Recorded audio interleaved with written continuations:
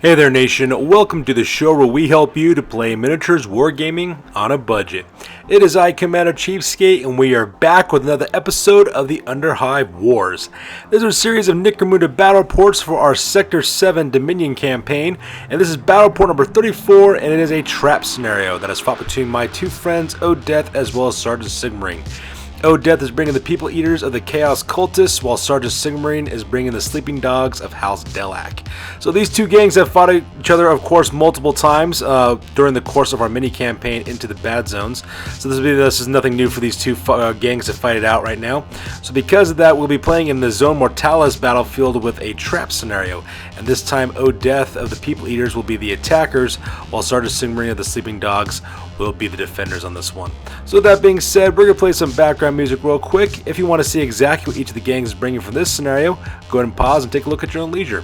So with that being said, let's get this battle report on a roll.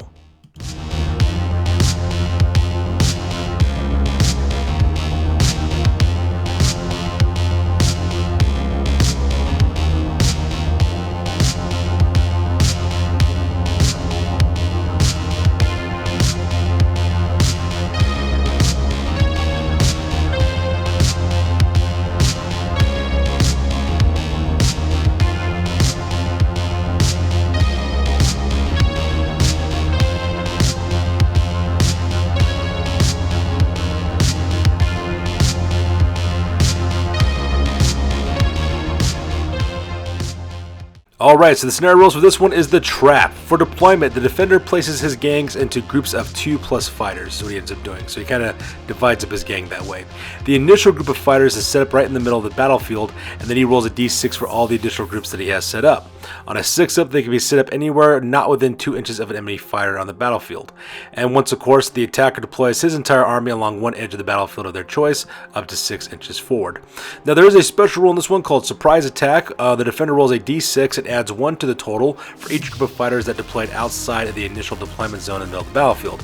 On a score of 7 or higher, the defender automatically gets the priority, and because of that, during the very first round, to represent the fact that these defenders might be a little nervous, they have to pass cool tests. If they fail their cool test, they can only do 1 action instead of 2. For the rewards, the winner receives D6 times 10 credits, while the loser receives D3 times 5 credits. For experience, each participant earns 1 point of experience, while the winning gang leader earns +1 to experience for himself. And for reputation, +2 reputation points for the winner, +1 reputation for each of the gangs fighting for each other for the very first time, and if anybody bottles out, they lose 1 point of reputation. Since the People Eaters as well as the Sleeping Dogs have fought against each other before, neither one earns the +1 reputation for fighting each other for the very first time, so there is no bonus with that. So with the scenario rules over, let's go and talk about the battle plan real quick. So here's an overhead shot of the entirety of the battlefield. As you can see, my friends are playing in a Zone Mortalis battlefield that is 3 tiles wide as well as 3 tiles deep. As you can see here, we're also playing in the sector, the Zone Mortalis terrain. We got that beautiful series of walls and columns that are created by a resident terrain wizard, Iron Major, to make this one look more 3-dimensional, and it looks absolutely fantastic. As you can see from this overhead shot of the battlefield, the Sleeping Dogs are deployed right in the middle of the table. None of their gangs managed to get the sneak attack off, so because of that, the entirety of the Sleeping Dogs are located right smack dab in the middle of the battlefield. And of course, Odeth, he decided to deploy his People Eaters along the bottom side of the table, on the near side of the table that way, in kind of like a line formation. For the most part, it looks like it's a pretty straight up looking fight. The Sleeping Dogs will try to defend themselves as best they can, while the People Eaters will try to flank them on the left and right, as well as charging forward ahead. As for their battle plan, my two friends are fighting this one, so I'm not really sure what their plans are. I'm just taking photos on this one. So with the battle plan over with, let's go and talk about deployment real quick. Alright, so let's go and talk about the People Eaters. First of all, on the left-hand side in the back, that's the Nerf Herder. He is a Hellhawk Cultist. He's got flak armor, auto pistol, as well as a maul. And next to him on either side are Nerf number 2 as well as Nerf number 3. Nerf number 2 is on the left-hand side. He's a Hellhawk Cultist with flak armor as well as a grenade launcher, equipped with both frag and crack grenades as well as a maul. And right next to him on the right-hand side, that is Nerf number 3. He is a Hellhawk Cultist armed with flak armor, a sword, a stub gun, equipped with dum-dum rounds. And right in the center there, that is a 4-man fire team. Up in the front on the left, that's Bloodwing, another Hellhawk Cultist who's armed with flak armor, a long rifle, as well as a sword. And next to him on the right hand side, that is the Mangler, which is an Ambot, which got Tunnelly Claws as well as Grab Fists. It's also got light carapace armor as well. It's also got the Infiltrate, Cranial Governors, Excavation, Automata, as well as valuable skills attached to it as well. And then right behind the back there on the left hand side, that is Roar. That is a Cult Disciple who's got Mesh Armor, Heavy Stubber with Auto Pistol and Drop Rig. He's got the Inured to Insanity, Infiltrate, as well as Enfeebling Injury. Right next to him is King Slender, the Cult Demagogue, which is the leader of this gang.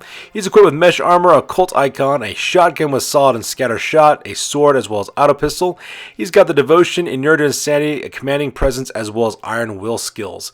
And then finally, on the right hand side, that is Snarl, another Cult Disciple. He's equipped with Mesh Armor, a Heavy Stubber with Auto Pistol and Drop Rig. He's got the Inured to Insanity, and he's also got the Infiltrate skill. Now, if you're wondering why those two heavies are not infiltrating right now at this point, is because my buddy Death decided to keep his characters right there because I guess he wanted his forces to attack en masse. And that pretty much makes the deployment here on the left hand side. In the center of the battlefield, Death put another 3-man fire team. In the front, that is a Nameless. It is a Chaos Spawn with the Warp Monstrosity, Mindless Beast, and Out of Control skills. Right behind him on the right-hand side, that is Bloodrazor, the Cult Witch, who's equipped with Flak Armor, a 2-handed axe, Auto Pistol. Also has the Inured to Insanity, Dark Shield, as well as the Scouring psychic abilities as well. And then right next to him on the left-hand side, that is Nerf number 1. That is a Chaos Familiar. It's owned by Bloodrazor. It's got the Omen of Fortune, Precognition, Psychic Manifestation, as well as the Clamber skills. And that makes up Death's deployment in the center of the battlefield. And finally on the right hand side, along this narrow passageway across that makeshift bridge, is the rest of the People Eaters. Taking point is Sockethead, a cultist armed with Flak Armor, Auto Pistol, Maul, as well as Frag Grenades. Right behind him is Half-Face number 2, who's equipped with Flak Armor, Auto Pistol, and Maw. And then next to him on the left-hand side, I believe that is Gazer is his name. That is a Hella Cultist who's got Flak Armor, Auto Pistol, Maul, as well as suffering from head injury. Next to him on the right-hand side, that is Hoodie, who's a Hella Cultist armed with Flak Armor, Auto Gun, and Auto Pistol. Behind him on the left-hand side, that is Binbag. That is another Cultist who is armed with an Auto Gun, Flak Armor, as well as Auto Pistol. And the right-hand side, that is the Oculoid, who's got Flak Armor, Auto Gun, as well as an Auto Pistol. And that pretty much makes the deployment for the People Eaters on this one. And finally, for the Sleeping Dogs, Death, my friend started sending me deployed his entire forces right there in the middle of the battlefield. Starting from the left and working back, on the left-hand side, that is Newbie, who's a Jew with Flak Armor, Auto Pistol, and Stun Grenades. Right next to him is Miss Spectre. She's a Ganger armed with Flak Armor, Last Gun, as well as Last Pistol. Next to her on the right-hand side, that is Flamer Fred, a Ganger's armed with Flak Armor, Flamer, as well as Last Pistol. And next to him on the right-hand side, that is John St. Jude, who's a Champion. He's got Flak Armor, Twin Last Pistols. He's also got the Gunfighter and the Escape Artist skill. Next to him on the right hand side, that is Mr. Smug, who is a Ganger armed with Flak Armor, a Shotgun with Slug and Scatter Shots, a Last Pistol, and he's also got a Humiliating Injury. And then finally, right next on the right hand side, that is another Juvie named Ghost. He's armed with Flak Armor, Auto Pistol, Sword, as well as Stun Grenades. Now on the left hand side, in the back rank there, up in the front, that is Slight, who is a Ganger with armed with Flak Armor, Twin Auto Pistols, as well as Stun Grenades. Behind him is Reckless, a Ganger who's armed with Flak Armor, Grenade Launcher with Frag and Crack Grenades, as well as Twin Auto Pistols. Next to him in the center, that is Mr. Sinister, the leader. He's got Mesh Armor, a Long Rifle, Monosight, Gun Shroud, and Last Pistol. He's got the Commanding Presence and Overseer ability. Behind him on the right hand side, that is Drix the Maw, a Spiker, who's got the Unsanctioned Psyker special rules, got Flight, Psychic Scream, Psychic Assault, and Force Blast. And then right in front of him, that is Silk, who is a Ganger. She's equipped with Flak Armor, an Auto Gun, and Last Pistol. And then finally on the right hand side, we have, what's his name? Slick. He's a Ganger armed with Flak Armor as well as a Bolt Gun. Next to him is Painless Joe, a Gang Champion, who's absolutely terrifying. He's got Flak Armor, a Plasma Gun, Auto Pistol. He's got the Fast Shot ability, and that makes up the entirety of the Sleeping Dogs for this one. And lastly, we have a little blackout conditions marker there because Sergeant Sumi decided to deploy these blackout conditions since he has a generatorium territory. So that way, what ends up happening is that no one can really see further than 3 inches. And so because of that, you can't shoot at anything or charge at anything unless you're within 3 inches of it. Of course, if you have photo goggles or some other kind of visual aid, you can basically, extend that range to 12 inches. But for the most part, nobody has that on either side. So this could be a really close-up fight. So with that being said, both of my buddies roll off for initiative for the top of turn number 1 to see who has priority. Alright, so that takes directly to the top of turn number 1, and the Chaos Cultists get this one. So because of that, Death decides to activate his Witch Bloodraiser. Because he does a group activation, he also activates the Nameless one, the Chaos Spawn. So the Chaos Spawn, of course, goes forward 2d6 inches because you can't really control the Chaos Spawn because it's a warp monstrosity. However, rolled enough inches to charge directly into Flamer Fred, so because of that, he is now engaged in close combat as well. At the same time, he also activates Bloodraiser and decides to use the Dark Shield ability, so everything within 3 inches gets +1 to their save value. Combat between the Nameless as well as Flamer Fred went entirely in Death's favor, so because of that, the Nameless put a serious injury directly onto Flamer Fred and put a flesh wound on him as well. So because of that, he's just kind of bleeding out on the ground. Instead of staying engaged with Flamer Fred, Death decided to take the Nameless one and basically overrun and follow through. He goes 2 inches and goes directly into Mr. Sinister, John St. Jude, who is the gang champion for this one. So with Death's activation over with, we then jump across the table to Sergeant Sigmarine, who then activates his gang leader, that's Mr. Sinister. Mr. Sinister decides to activate a group activation with both Flamer Fred as well as Miss Spectre, as well as with Slick is his name. So because of that, he decides to charge those guys directly into the area as well. So Slick goes into the right-hand side of the Nameless, and Miss Spectre goes into the left-hand side of the Nameless one as well. At the same time, because of group activation, he also activates Flamer Fred, who just kind of crawls away 2 inches because that way he avoids being destroyed with a coup de grace. Now, when the combat was all said and done, they only managed to put 1 wound on directly onto the Nameless one, which isn't such a big deal for Death because that Chaos Spawn has 2 more wounds left on his profile. So with that activation over with, my friend Death decides to go next. He decides to do a group activation with his leader, King Slender, and because he's got a cult icon, he also gets to activate 4 fighters around him in a group activation. So as you can see in this photo, the Mangler decides to take point by doing a double movement of moving forward, heading directly towards the sleeping dogs, and that Amba is looking to get some destruction going on. At the same time, he also does double movements with Bloodwing, as well as King Slender, as well as Snarl, as well as Roar. All those guys moving up twice as many inches forward, getting awfully close to that air vent fans, but at the same time, they're trying to assault to the left, try to attack the sleeping dogs as well. So with the activation over with, we jump across the table to Sergeant Sigmarine, who decides to activate Painless Joe, who then also activates Slick as well. Both of those guys move up their normal moon allowance for their basic action, so that way they get within 3 inches of Bloodraiser, so they use that for their first basic action, and then for the second basic action, they start opening up their guns, because with the blackout rules, they're now within 3 inches of Bloodraiser, so now they can start shooting at him. Unfortunately for my friend Sergeant Sigmarine, Painless Joe, when he went to go shoot, he actually rolled up a ammo roll check on that one, so because of that, he failed his ammo roll check, so because of that, Painless Joe is currently out of ammo. He'll need to spend additional actions in order to reload his plasma gun. And to make matters worse, he actually missed with both of his shots from his plasma gun. They just kind of went wide and wasn't able to hit Bloodraiser at all, even with the bonuses for close range, so that was pretty horrific. However, it was Slick, though, who managed to open up with his bolt gun, managed to hit Bloodraiser, I believe, once. Unfortunately for him, though, he failed to wound, so because of that, Bloodraiser is pinned. He will need to spend a simple action to get back on his feet again, and that pretty much makes it the activation for Sergeant Sigmarine at this point. For Death's next activation, he decides to activate Nerf number 2, who does a double movement, moving along the left-hand side of that air vent fan with his grenade launcher. Looks like he's going for a far left flank attack. And then for his next activation, Sergeant Sigmarine decides to activate Drix the Maw, who spends a basic action to move forward 6 inches, so that way he's within 3 inches of the Mangler, and decides to activate with his Psychic, I believe it's his, not Psychic Assault, he decides to use his Force Blast ability, and basically what that does, that causes everything within 3 inches to move back D3 plus 1 inches once that Psychic ability goes off. That Psychic ability goes off in a big way because what ends up happening is the Mangler gets shoved directly into that fan vent, and because of that, the Mangler automatically goes out of action with a grievous injury, getting the very first out of action result for the sleeping dogs on this one. So Drix the Maw, not only did he manage to get rid of an Ambot right off the bat, he also managed to put that guy directly out of action by having him sucked right into that air vent and getting chopped to pieces. And this is not the first time that the Chaos Cultists of the People Eaters have actually had to worry about that vent. If you guys watch our show at all, there was an actual episode for Into the Badlands, which was our little mini campaign, where actually a couple members of the Chaos Cultists got sucked in that same air vent when they went up against Dark Lord Mac and his Venators of Section 8. One of the guys, his name is Val the Impaler, he has a harpoon gun.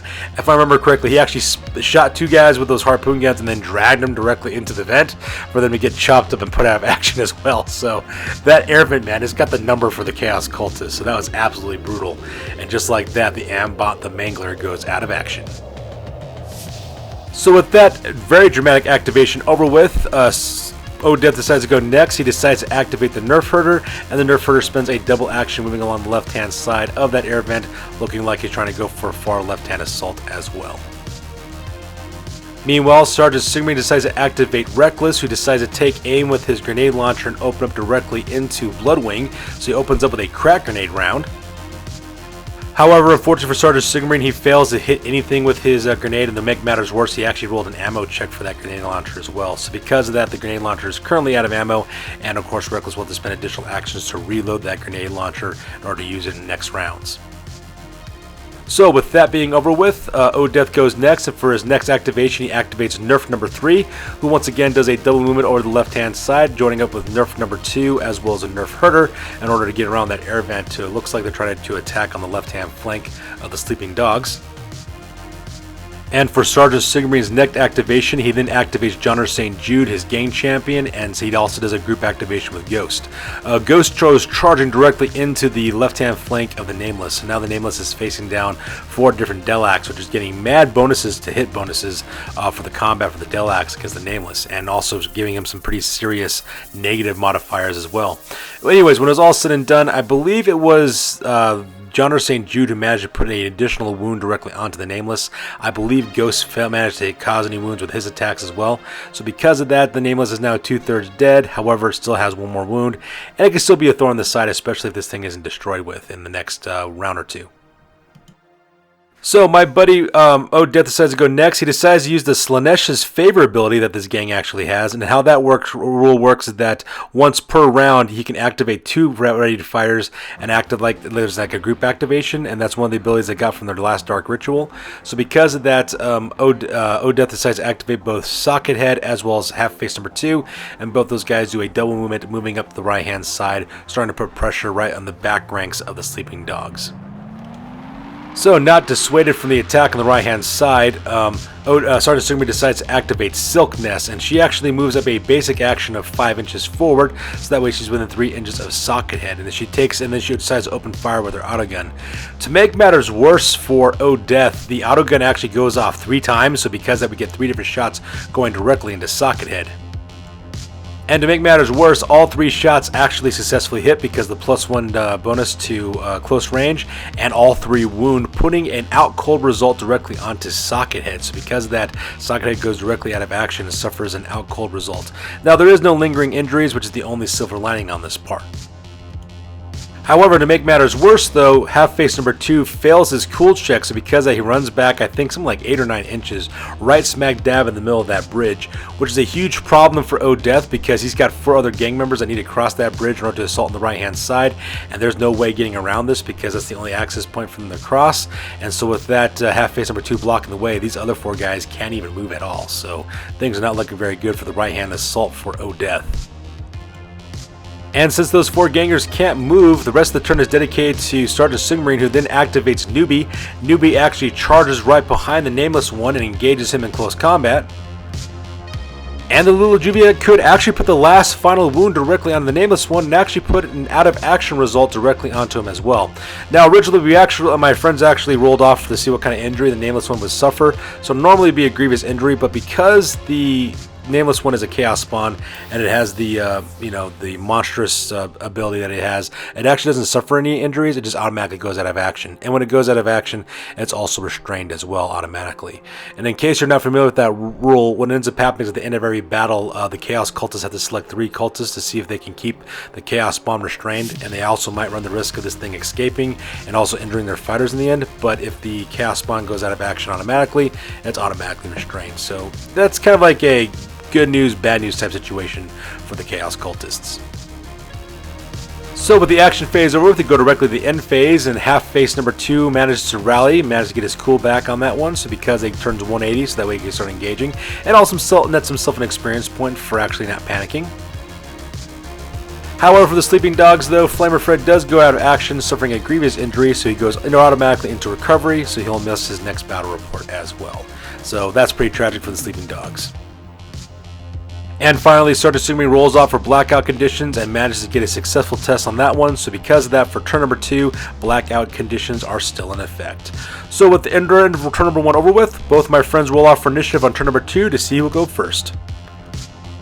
So with that takes us to the top of turn number 2 for the Delaques this time, manage to get the initiative, and the first thing that ends up happening is that Mr. Sinister decided to use his Overseer ability on Drix the Maw, which means that Drix the Maw actually gets 2 sets of activations and 2 sets of actions. So the first thing that ends up happening is that Drix the Maw moves up forward 6 inches in order to get within range of Bloodrazor. Using his Force Blast ability, he knocks Bloodrazor directly into the fans and putting him out cold result as well, so because of that, nets himself another piece of experience and also taking down another member of the People Eaters.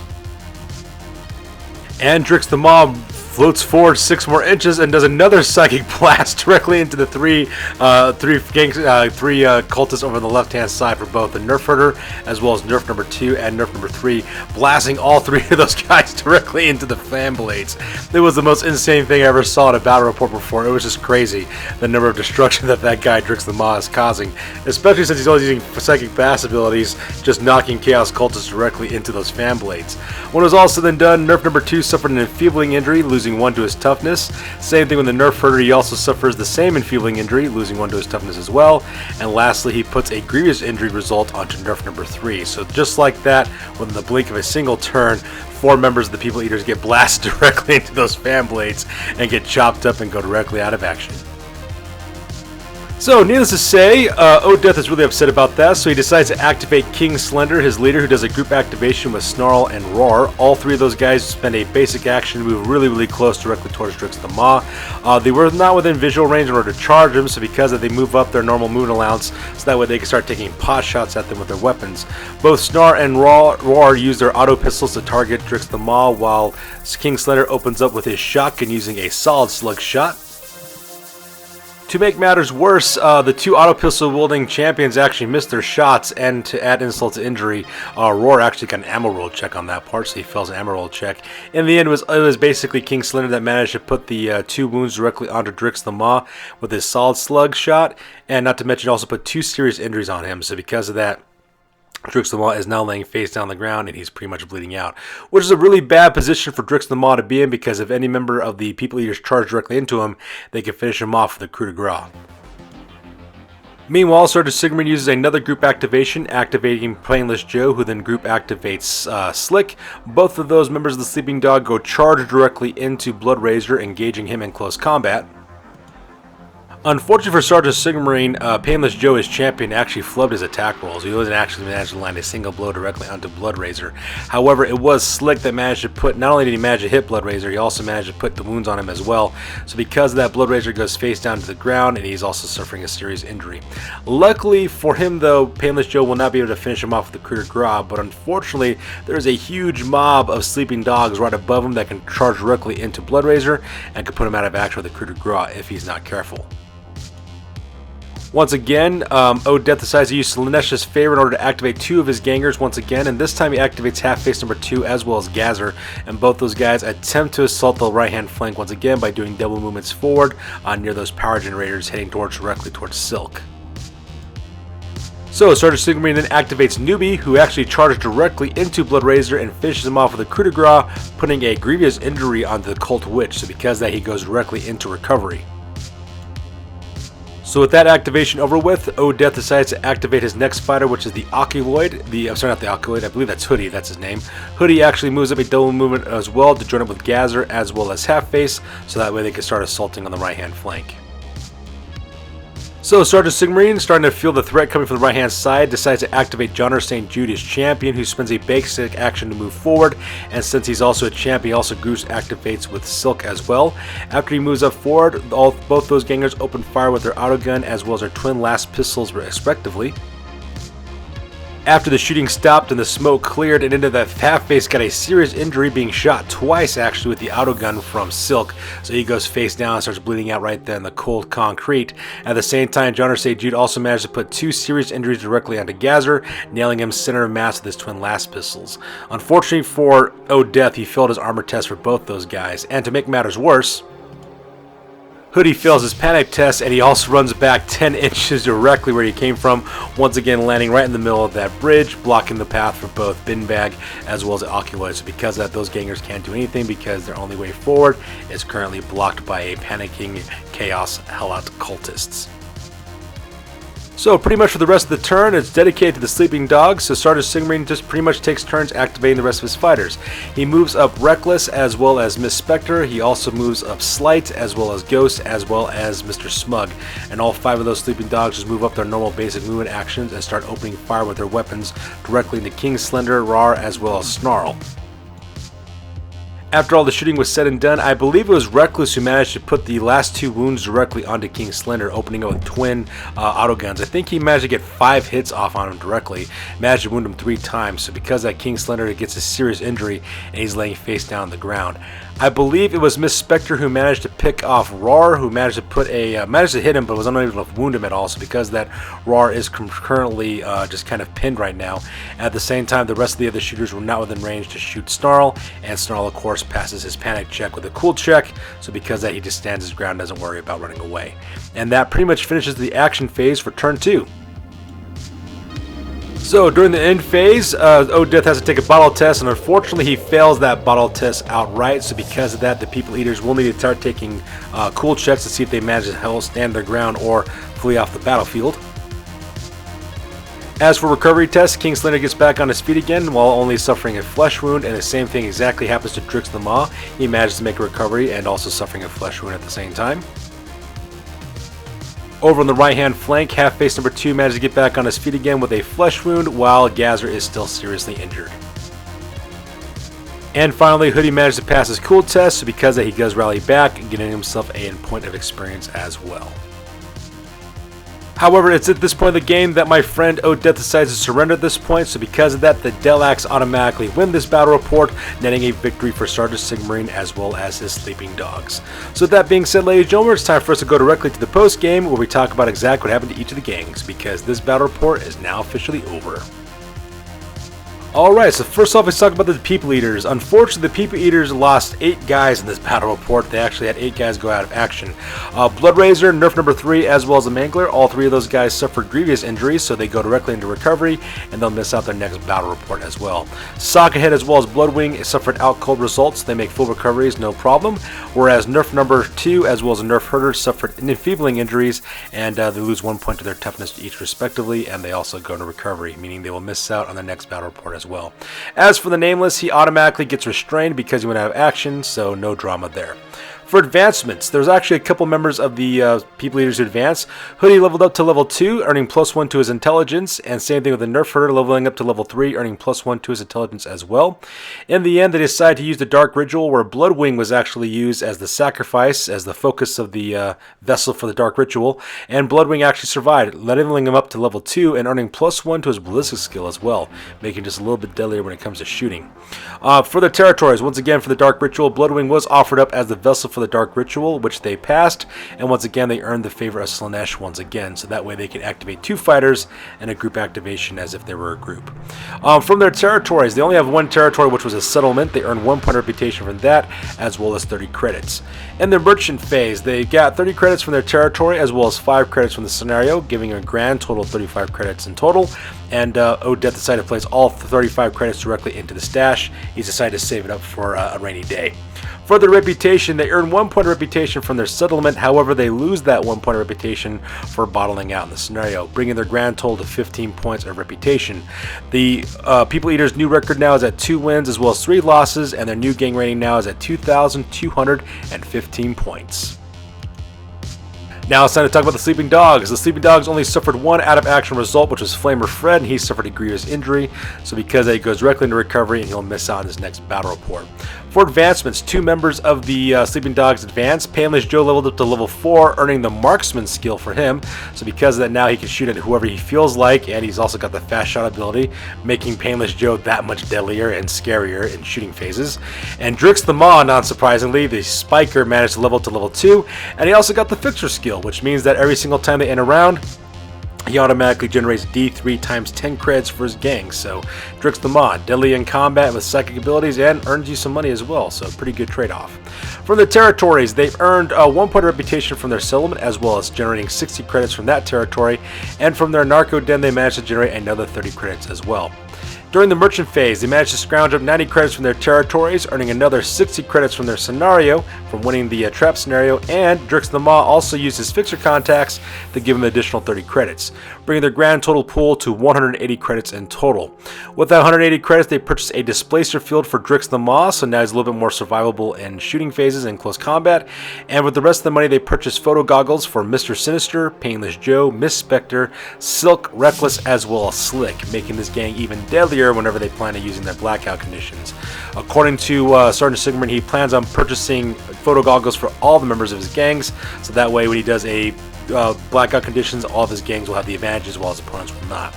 Now with the remaining 10 credits, he put that directly into the stash. For the reputation, they earned 1 point of reputation from their territory, as well as 2 from the scenario as well, bringing their grand total to 16 points reputation. Their new record now is at 4 wins and 5 losses, and their new gang rating now is at 2,001 point. So that's going to do it for this one, you guys. As always, please feel free to like, comment, and or subscribe. Your guys' input is invaluable to us as always. Also check us out on Facebook, Instagram, as well as blogger.com for all the latest greatest hobby news on this channel. This is going to do it for this one, you guys. We'll catch you guys in the next one. You guys stay classy. Peace out.